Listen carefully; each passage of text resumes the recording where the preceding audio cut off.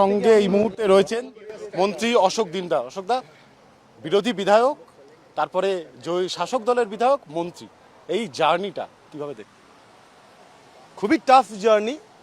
মানে সত্যি কথা বলতে 5 বছর ধরে যে লড়াইটা লড়েছিলাম, মানে বলে বোঝাতে পারবো না কতটা পেনফুল ছিল।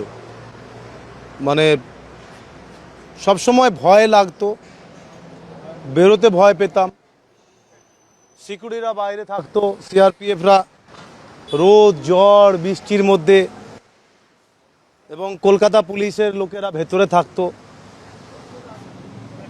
এবং আমাদেরকে চ্যাংদোলা করে কতবার বের করেছে, কোনো কথা শোনা হতো না। বিধানসভার ভেতরে আমরা আক্রান্ত ছিলাম, বাইরেও আক্রান্ত ছিলাম।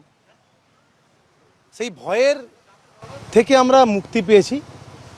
এখন আমরা ভরসাতে আসছি এবং ভরসা, সত্যি কথা বলতে এখন আমাদের কথা কম কাজ বেশি, এটা করতে হবে। বাংলা অনেক পিছিয়ে আছে, শুধু আমাদের উন্নয়ন করতে হবে।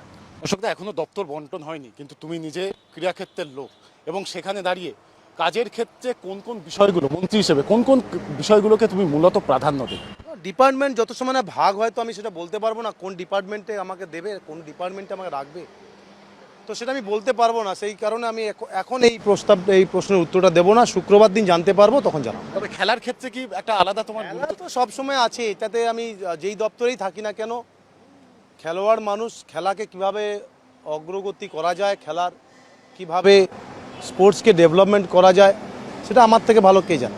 আমার শেষ প্রশ্ন, তৃণমূলে আজকে যে ভাঙন হয়ে গেল বলা যায়, সেই বিষয়টাকে কিভাবে দেখছো? 4ঠা মে ফল ঘোষণা, আজকে 3রা জুন, 1 মাস অতিক্রম। কালকেই বলেছিল আমাদের মুখ্যমন্ত্রী, আমাদের প্রিয় শুভেন্দুদা, যে টিএমসি দলটা ফলতা হয়ে গেছে, ফলতা বিধানসভার মতো হয়ে গেছে। সেটাই হয়ে গেছে।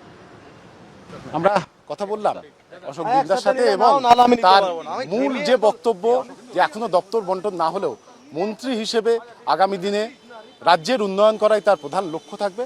পাশাপাশি তৃণমূলের ভাঙনকেও কটাক্ষ করলেন যে মন্ত্রী অশোক দিন্দা।